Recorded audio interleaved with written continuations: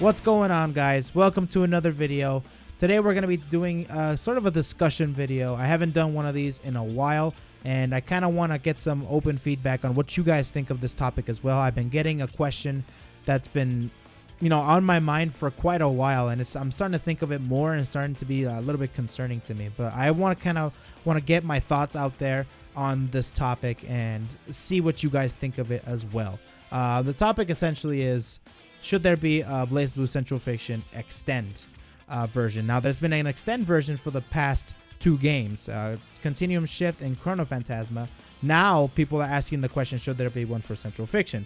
Now, granted, Mori has already stated that there will not be an Extend version for Central Fiction.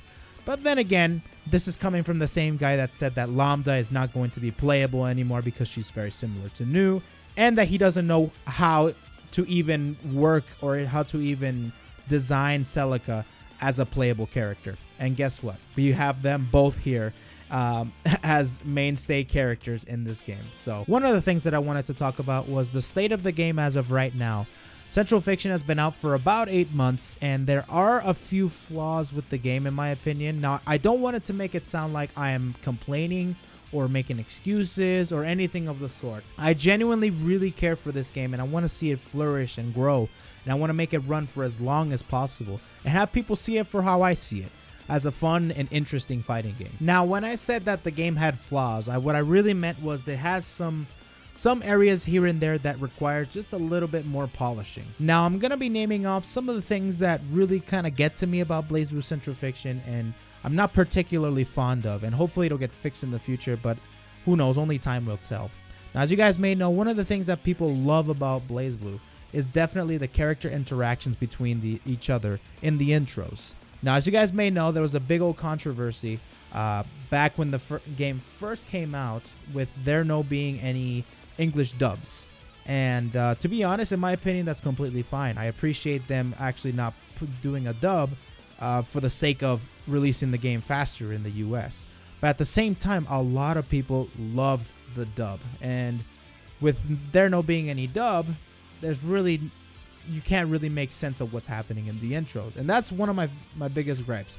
If Arc System or ArcSys, whatever you want to call them, one of their main focus was to not do a dub, you would think they would go above and beyond and kind of be like, okay, there's no dub, but here's some translations, maybe some subtitles to for you to get kind of an idea of what's going on here. Every time I think about it, I kind of underestimate how many interactions there are in Blazblue right now. There's many different cute, cool little interactions between each other. So I kind of get like how people are like, okay, we don't know what's going on. Now it's just them talking Japanese to each other, and obviously some people don't talk Japanese, me included, so we don't really hear what's going on between the two characters. Now, I know this seems really small and very, it's very small compared to other problems that are in the game, but it's the little things like that I can really appreciate a developer going through. I love how they implemented the big things like a good training mode, the new characters that they implemented in the game. A lot of things I really can appreciate for the developers. But at the same time, it's the small things that I look at and be like, okay, they really thought this through and they actually do care about the franchise as much as I do, really. I'm also very fidgety about DLC in this game. DLC in this game seems a little bit expensive. Now, of course, companies can make money off of DLC and everything, but I'm very fidgety about that. Like I said, any characters that get announced or get revealed before the game is actually released, which is what they did with Mai and what they did with S, I don't know. I don't like it too much if they ever release for any fighting game, really. This doesn't concern Blazblue, but any fighting game is if they release any characters and they announce that, okay, this is a DLC character, you have to pay for this character, and the game isn't even out yet. That's when I get kind of like, really, what's the thought process behind that? That character should be in the game. Now, there's probably some deeper meaning behind it, but that's just my personal opinion. If there's a character that hasn't been released yet and you have to pay for it, and the game isn't even out yet, I just think that those characters should be in the game. Colors are also a very weird topic in this game in terms of DLC, because so you have colors 1 through 12 as your default, and then I think 13 through 15 or 13 through 16 you get them through the game with in-game currency. Then you have free colors, which consist of, I think, 20 to 24. Those are the free colors. And then there's a block there, like 17 through 19 or 17 through 20, that you have to pay for them.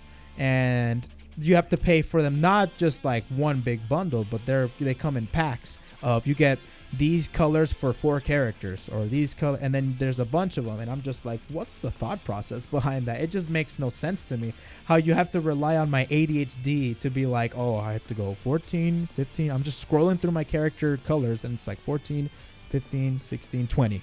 And I'm just like losing my mind, because I'm like, okay, I have to break out the wallet so I don't lose my mind every time I try to count through the colors. You know what I mean? Now they are free. They come unlocked for all the DLC characters like Mai and S, but for the other characters you have to pay for them. And I'm like, what's the thought process? And those are also the ugliest colors in the game, and the coolest colors are free. And you can look at this with both sides, you know what I mean? But I'm just looking at this with both sides, like I said. I do understand, and I find it cool that the cool colors are free, and the ugly colors you have to pay for, which you just don't pay for them. Or you can, it just makes no sense from a business standpoint to make the cool colors free, and then the ugly colors you have to pay for them. It just makes no sense to me. I don't know. That's just me. That's my personal opinion. Now, one of the things that I wanted to talk about in this video is definitely, I get a lot of messages concerning this, and I tend to agree with most of these messages, is the character balances in this game is really, really wonky. There's top tier characters in this game that no other character can really compete with, unless you are a top tier character, unless you want to put hours and hours and hours of training mode and try and analyze the top tier character and try and figure out a solution with with your character. Now, I tend to agree that there are a lot of really strong strategies in this game, and some of them really have a very shaky solution to any of them, because I believe that any top tier strategy move does have a solution to it, but when that solution becomes effective only 20% of the time, that's when I start to be like, okay, that's kind of really, really, really good. It needs to be kind of toned down. Now, all these things make these characters super fun, and all these top tier moves that I'm talking about make these characters so much fun. And I'm glad that Mori kind of envisioned it being as, okay, I don't really care about balances, but I care more about the character being fun, which I can appreciate too, because they are fun. They're super fun. But at the same time, there needs to be some sort of balance, because whenever I see somebody go 9 and then someone behind me go another 9, or another Izanami, or another Arachne, well, there's not really another Arachne, but there's a ton of 9s out there, because she's very simple to play. But whenever I hear that, I'm like, really? Come on. You gotta suck it up, man. This character is dope. I love this character. I love all the new characters, by the way. They're just amazing. But I do agree that there are some very strong, powerful moves that need to be toned down just a little bit. Still keep the aspects, but there's some properties that need to change from some of these moves, so to speak. So now that we got that all taken care of, I've kind of listed some of my my gripes and my concerns for Blazblue Central Fiction and the state that it's in right now. I really do hope that they come out with a some sort of update really, really soon, because the state that the game is in right now really needs to be somewhat patched in a way. There's a lot of polish that needs to be over this game, and I'm pretty sure having an extend version of the game would be very viable. I wouldn't mind that at all, actually. I'm one of those that I really would like some sort of update. That'd be like some extended version or some super version of this game to kind of polish up what this game needs. For example, the subtitles I mentioned, maybe even more colors, the DLC, add it all for free, please. And also some of the net play lobbies. I love the net play lobby system of Guilty Gear.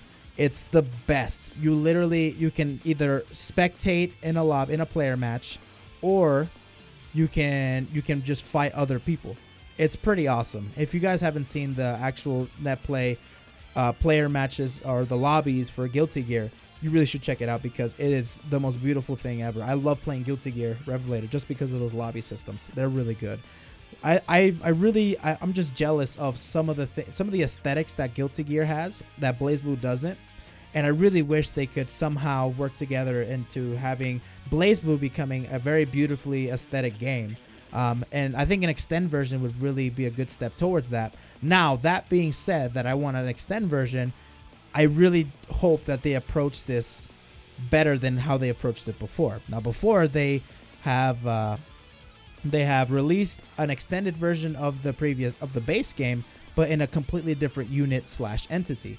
And I don't like that. I think that's a very bad idea, and I have always thought it was a bad idea. But now that I don't think they're going to be doing it like that if they ever decide to do an extend version. If they still do it that way, I am going to be very surprised because of Rev 2.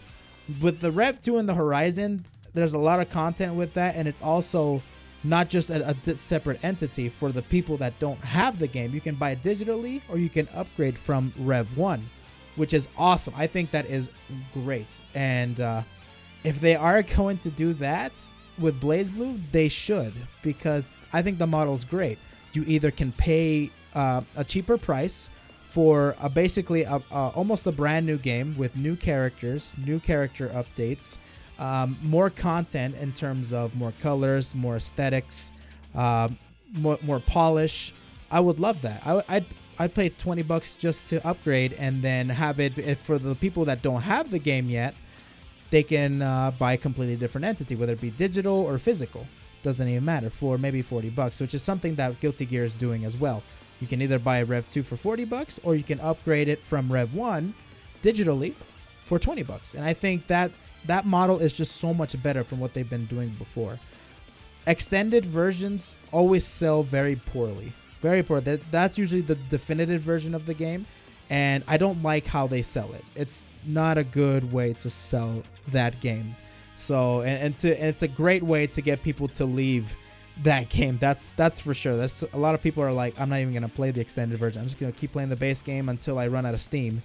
Then when they run out of Steam, they don't do anything else other than go to another game. So I really do hope that there is a extend version for Blazblue Central Fiction, and they approach it kind of like Guilty Gear has approached it. I really hope that they do that. I really do. And bring in new characters, of course, but that's for a separate video. I might make a video explaining which characters I would like to play, really, in this in the extended version of CF, if there is one, by the way. But yeah, I really do feel like a CF extend would benefit if they do it correctly, of course. So hopefully you guys enjoyed the video. That's pretty much all I had to say, really, about Blazblue Central Fiction right now. I'm loving the game. It's great. There's just a few things that I just think that they need to polish up, and I think an extend version would really be beneficial to kind of clean up some of the things that they have left unfinished. So hopefully you guys enjoyed the video. What do you guys think of this? Do you guys want to see CF extend, or do you just want straight up a character balance change? Do you guys just want a character balance change, or would you like to kind of change up some of the formula of the Central Fiction lobbies, the ranked matches, and all that good stuff? Kind of the aesthetics of the game. That's what I want. Or do you guys just want a character balance update, and you just want your character to be prevalent, or relevant once more? So appreciate you all stopping by the video. If you guys would like to talk to me on Twitter, tell me what you guys think. You can always head over to my Twitter. It's in the description down below. And yeah, that's gonna be it for me today, guys. Appreciate you all watching. More Blazblue videos coming to you guys. Appreciate you all watching once more. We'll see you guys in the next one. Peace out, everybody.